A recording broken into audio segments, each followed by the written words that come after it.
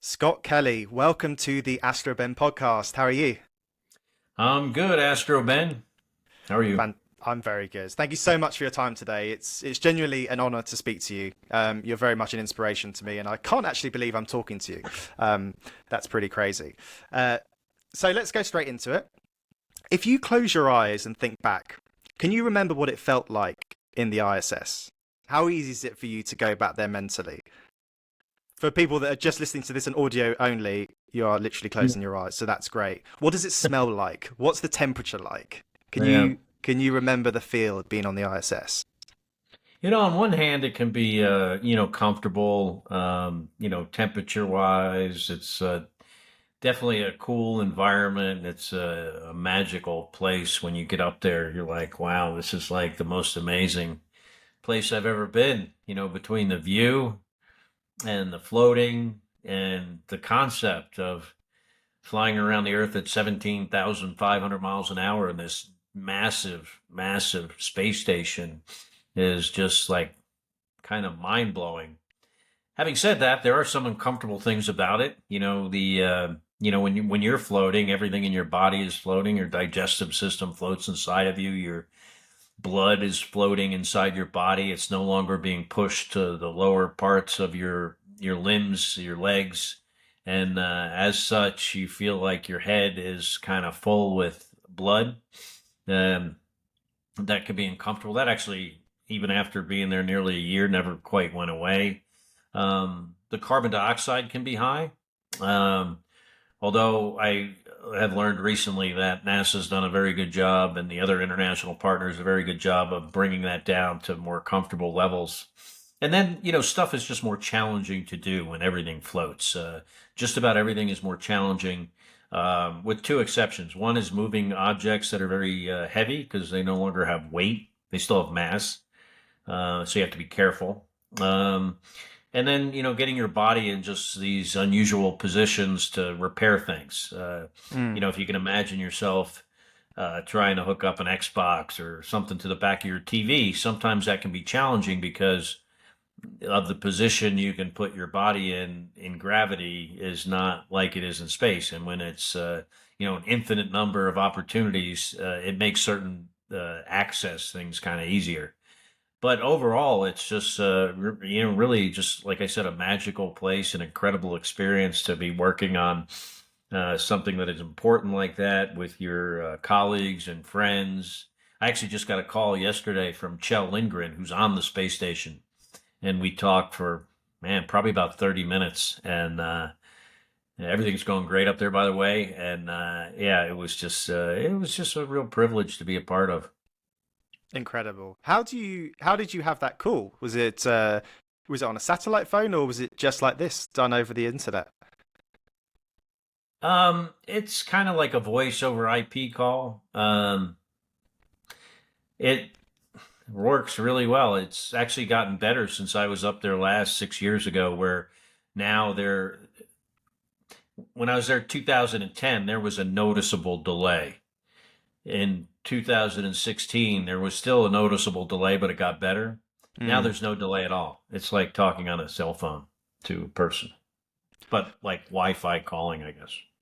Absolutely. So, as you said, you spent nearly a year in space. Obviously, I've said this in my intro. In total, you spent way over a year in space. But for that particular year in space, why was it 340 days? Did that annoy you that it wasn't technically a 356-day mission?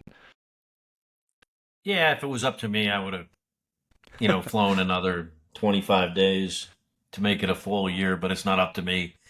We launched in March. We landed in March. I guess maybe that's close enough to saying it was almost a year.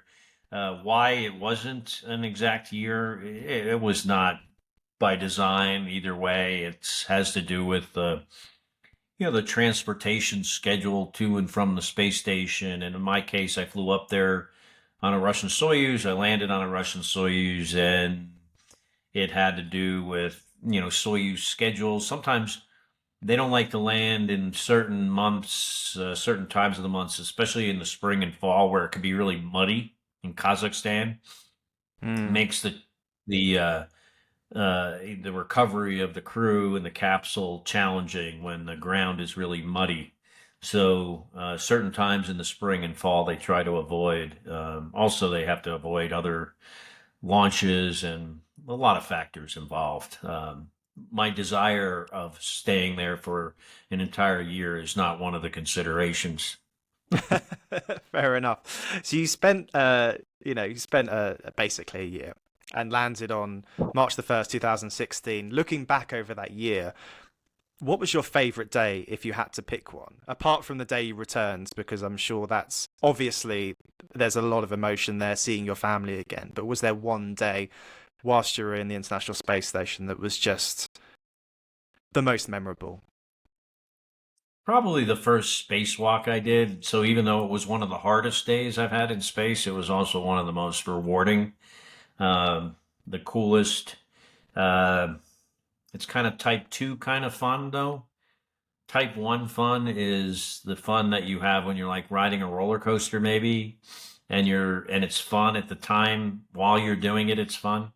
Type two fun is the thing that's not really fun while you're doing it, but when you're done, you're like, in retrospect, you're like, wow, that was really cool. That was really fun, sort of, because it's really hard. But, going out of the airlock for the first time on a spacewalk and seeing the Earth, really far below you and knowing that you're in this vacuum and traveling at these incredible speeds and that you're really reliant only on yourself and your abilities and the abilities of your spacewalking partner is a really, really unique experience. And I would say probably the best day I've had in space, short of like launches and landings. And by the way, that was with Kjell Lindgren, who's on the space station now, who I talked to yesterday. So, uh, interestingly enough, we didn't reminisce about it, but we probably should have.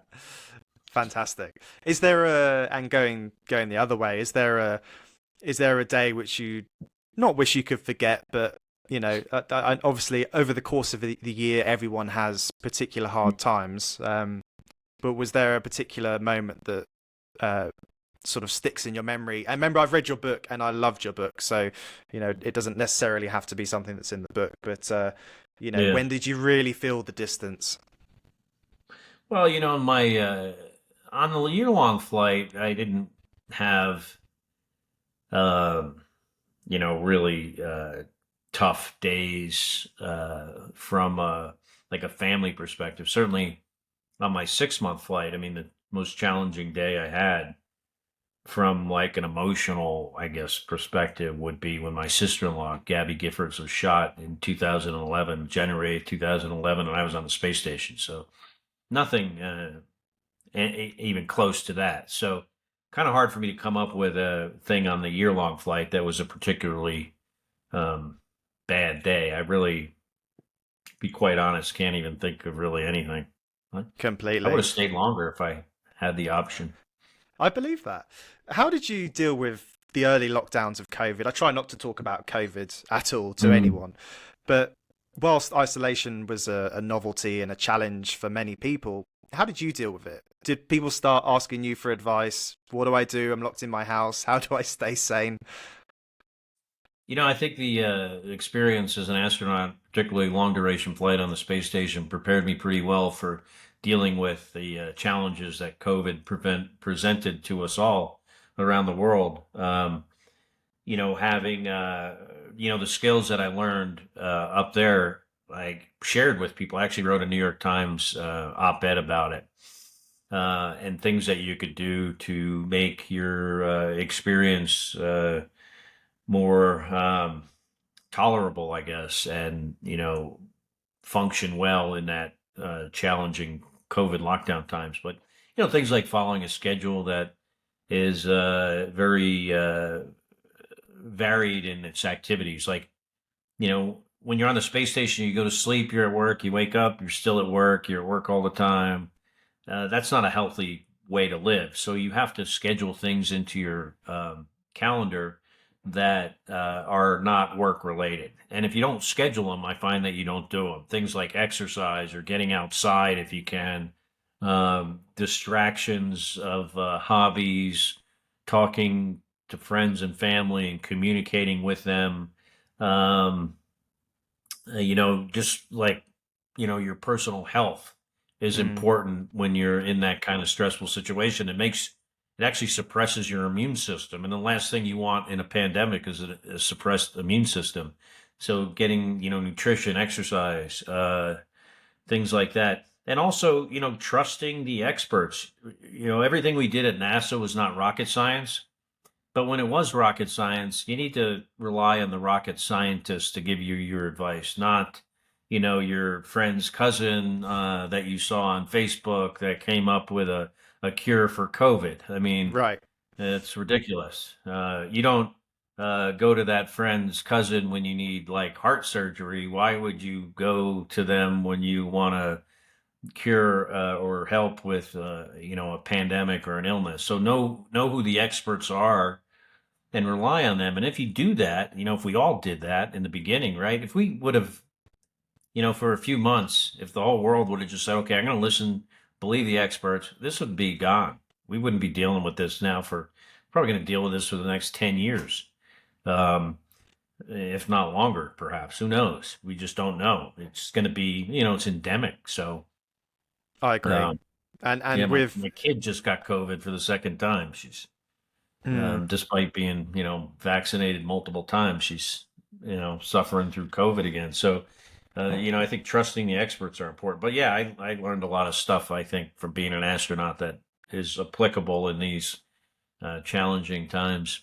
and I guess it was easier to have a routine on the ISS because you're given a meticulous schedule where every minute of the day is planned to a T, which might have been hard. It was definitely harder for me a couple of years ago. So I had Dr. Chris Mason on the podcast a few weeks ago. And he explained to me some of the most surprising results of the twin study. And there were some Yeah. remarkable findings. So if you hadn't heard that episode, go back, Like, listen to it. Um, like the yeah, like the fact that I am now not only smarter but more handsome than my twin brother Mark. I think I that didn't. was the most interesting thing. I didn't be the one to say it, but um, yeah, there were some amazing revelations, and I guess there still will be for many decades to come. Um, But were there any findings that you and Mark did not expect? I'm talking sort of scientifically about the results. Is there anything that you weren't expecting that was surprising to you both personally? Well, I thought the whole telomere thing was interesting, where your telomeres are ends of your chromosomes. It's a indication of your physical age. As we get older, they get shorter, more frayed, like little caps on our chromosomes. And the hypothesis was that being space, radiation, microgravity, just the challenges of living up there would have made my telomeres get worse in comparison to his, and they actually got better, which was opposite what the hypothesis was. Initially, we thought that was due to the all the exercise and the good nutrition, the nutritionists you have up there, that those two things make a big difference. That was the initial kind of conclusion, I guess. But after I had been back on Earth for about 6 months, we learned that the Japanese Space Agency JAXA had an experiment on these worms, little tiny worms that it was on their telomeres as well, and their telomeres got better too while they were in space. And I never once saw these guys working out on the treadmill or doing any kind of exercise. So there was more. That was a joke, Ben, and you didn't even smile. You didn't get that. There was a delay. Yeah.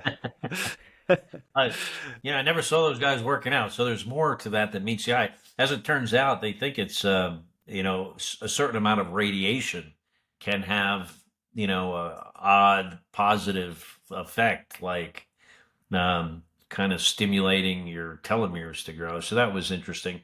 The fact that my brother and I, despite being identical twins, our microbiomes are completely different. I guess understandable, a little surprising, but understandable that Mm, your microbiome, which is all this bacteria that lives in our digestive system, there's actually more of those cells, than there are of our own cells. How important they are to the to our health, but how my brothers and mine are very much different, which kind of makes sense because we've traveled to different places. I've lived on the space station longer, um, and I'm trying to think what else was surprising to me. Yeah, I would say those are the two most surprising findings for me It's personally. it's fascinating, and I guess it's only in hindsight that you realize how unique a study that was, because who knows if there'll be another opportunity for a twin study like that again for that period of time. Now you've had a few years to sort of reflect on it. How how do you feel about it? Are you proud of what you and your brother achieved? Are you are you are you wanting to push the envelope and do more? Do more research and do more science to find out more. Yeah, I'm a very science-minded person, so I got a dog barking here. Let me get him outside. Hold on. It's okay. We like dogs on the podcast. Um, yeah, he's a good dog. He just doesn't like the delivery guy, apparently. Did you have Um, the same dog when you spent a year in space? nah, this is my son's dog. He wasn't even alive then. Um, he's 2 years old. Mini Aussie. Good dog, but um, Nice. I guess it's the kind of looking back and not really appreciating how significant it was. So say those discoveries turned out to be, you know, as groundbreaking as they could be. Have you sort of mhm. reflected on the importance of that, and how do you feel about it?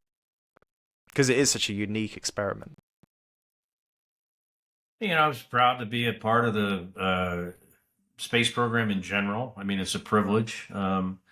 It was also a privilege to be able to be part of an experiment like that. So I don't really differentiate the two from each other much. I mean, it was just the twin study was just another part of my job over the course of the year that I was there.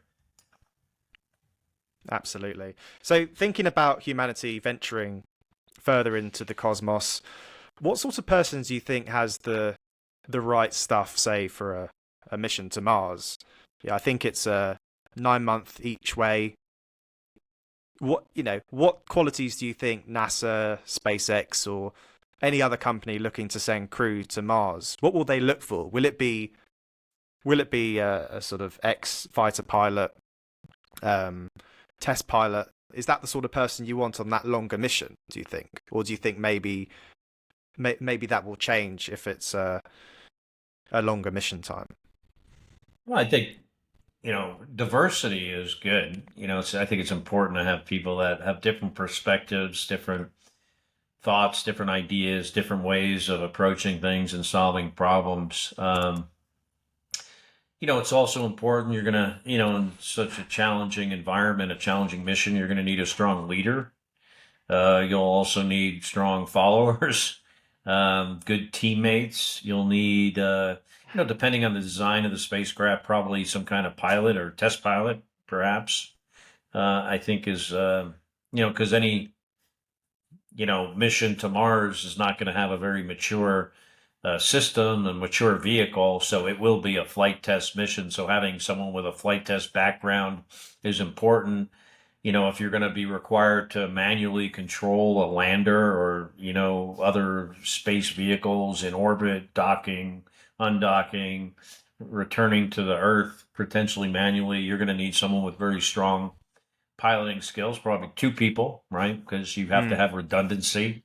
Um, you'll probably want to have, someone with some significant medical experience, and then another person that can, fill that role if the doctor person, as an example, is sick. And then you'll need, scientists. But all of them will need to work well together as a team, be comfortable with each other, be good at dealing with challenges, dealing with the unknown, dealing with hardship. absolutely. We absolutely have a lot of people in this at NASA and elsewhere in this country that can absolutely rise to that occasion. Completely. Well, let's talk a bit further about the privatization of space, because there are a few space tourism companies now. SpaceX and Blue Origin, especially, have very specific mission statements. With SpaceX being to make human life multiplanetary and get to Mars and create a self-sustaining civilization on Mars, and Blue Origin to get all heavy machinery off work to protect our planet. And both clearly have made impressive advances in the last decades. But which of those two visions are you particularly drawn to, that sort of sparks your, NASA will always be NASA, but are you more excited about the prospect of getting to Mars, or this idea that that Blue Origin has of opening up space tourism for all, and then having Earth as this blue oasis and heavy machinery all in low Earth orbit, and we go and mine asteroids and that sort of thing? Well, I think Jeff Bezos has a very unique idea about the future of the planet. I've not really heard that from anyone else but him, where he believes that, if we're going to survive as a species, a lot of our polluting industries eventually are going to have to be moved to space, and we will have this oasis on the planet. Um, you know, we as a species have existed for 200,000 years. And if you consider the amount of, destruction we've caused to the environment since the Industrial Revolution, the idea that we could continue along the same path and last another 200,000 years is just, I think, to me, absurd. So I think his idea has some merit. And I'm appreciative and excited by the possibility of people being able to have more common and more affordable access to space over time. We're currently not there, but it will take people like Elon and Jeff Bezos and Richard Branson, others, Boeing. I mean, companies that want to put their own money behind developing some kind of robust system for more people to get to space, a space economy. Sometimes people ask me, "Hey, why do we spend all that money in space?" And I say, I was on that space station for a year. There's no money there. We didn't spend any money there. All Yeah. that money was spent on Earth. So I think you can get to a point where you have a self-sustaining space-based economy that has a lot of benefits that are not what we traditionally think of the benefits of flying to space, like doing a specific experiment and what we learn from that. So, yeah, I'm excited about that. And I'm also excited about, the idea that, just at the end of this month, we're going to launch a rocket around the moon. And the next time we do that, there'll be people in it. I mean, we haven't done that since the early 70s, where someone has left low Earth orbit, and it is going to be incredibly exciting to watch and follow that with the technology that we have today. Imagine, seeing those astronauts flying around the dark side of the moon with a, HD camera, and, they're going to have pretty incredible selfies for themselves, It's I it's guess. it's an incredible time to be alive, and I think it's come Yeah. at the right time. The world needs a bit of cosmic perspective. Um, Hmm. there's other companies that are also using commercial astronauts, are starting to use commercial astronauts. So Axiom, for example, with Peggy Whitson as mission commander of Axiom 2. Would you ever work for a company like Axiom if the call came? And do you think you'll ever see the ISS again? I probably won't. If they called me and said, "Hey, Scott, we need you to fly a Dragon to the space station," if they said it's in a month or 2 months, absolutely. If they said, "Well, you're going to have to train for a year and a half and move back to Houston and do all this work," I'd be like, I don't know if it fits in with my current stuff that I do. So I would probably think about it, but who knows if I would really do it. Certainly, if I was going to fly with like people I knew, like friends, like if I had a friend that wanted to pay the money to go, I'd go with him. He currently doesn't want to pay, so Well, I I'm wouldn't going to call him ask, a chicken, but maybe he's just a little too claustrophobic. But um, which I is would go in that case. But you know, just doing what I currently do and just shutting all that down for a year or a year and a half to then go fly a week long mission to the ISS on a SpaceX. I, it would be really cool, but I probably wouldn't do that. understood. But I guess, being cooped up with anyone on the ISS, I'd probably want to be cooped up with you just because you know your way around so much.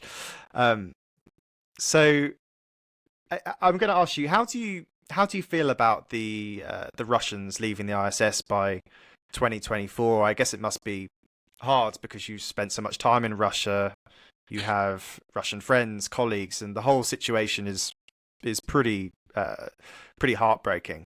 And I'd also just like to sort of add that the ISS is such a great example of global cooperation. And do you think that space can help us find a way to come back together in the future? Yeah, so I don't. Well, first of all, they didn't say they'd leave by 2024. They said they'd leave after 2024, which is pretty open ended. I don't really believe them.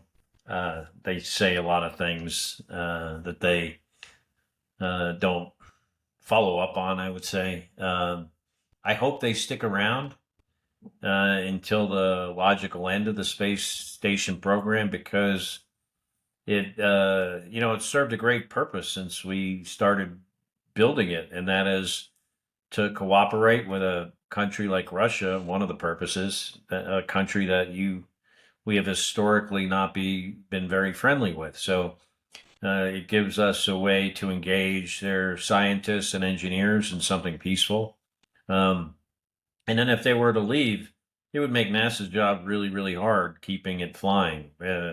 I think they could figure it out. It would be challenging, but certainly the best course would keep Russia involved. Now, having said that, I don't think I do think there are things that the Russian government could do and Putin could do that would completely outweigh any benefits we get from their participation, and we not only would encourage them to leave, maybe we would show them the door. I think we're maybe close to that, but I hope not, because it would be difficult to operate the space station without them. They provide some critical functions that, because of some design choices decades ago, NASA does not currently have the capability to do.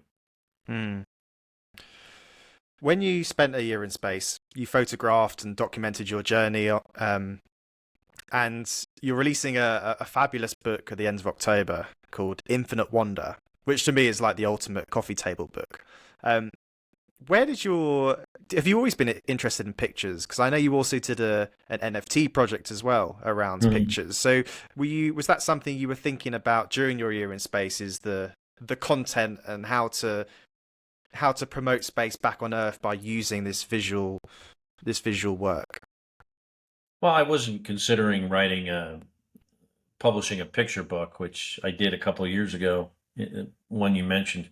Um, I thought about writing a book with words in it, which I also did. But I did take a lot of pictures and I tried to share them with the public and do it in a way that was different than astronauts traditionally do, and that is making them kind of artistic looking, something that you would take from space that would be wall worthy, something you could hang on your wall, piece of art. And I think I got that trait from my mother, who was an amateur artist, and to kind of look at things from an artistic perspective, which I think was kind of unique for an astronaut to do that on the space station. And then I had all those pictures, so later I put them together in a coffee table type book as I That's drink coffee. You've done such a lot in your career, and I'm sure you do feel blessed for your life experience. But is there anything left on the bucket list? Is there something that you really, really want to do one day? I've never made those kind of lists. I just kind of done things and have felt incredibly privileged. all the great opportunities and experiences I've had. And especially, from a person that wasn't the best student growing up, I had my own struggles and challenges, but with, perseverance and, never giving up, I was able to get to do some pretty cool things. So I think that's something that, hopefully other people have similar opportunities to do. Fantastic. We're coming to the end now, unfortunately, but it's been great to chat to you. On this podcast, I try and get people to spend more time looking up at the stars and not down on their phones. But what can we do as a society to get more people fired up by the idea of living and working in space? How do you think we can inspire the next generation of astronauts? I think we do a pretty good job of it. I mean, being kind of this, spaceflight being a part of my life for a long time, I've always found that most of them are very excited about it and are inspired from it. I mean, granted, you often find the flat earther idiot out there, but those folks aside, it's a really inspirational thing that we, let's. I think people believe that if we can do this, we can do anything, and I've just always been very proud to be a part of it. Scott Kelly, you're an American hero and an inspiration to probably millions of people around the world. So, endurance is such a strong mantra for space travel as well as your book, and we must endure so much to become a multiplanetary species and protect the Earth. Very human challenges, but yeah, you're an inspiration. So, thank you very much. Thanks, Ben.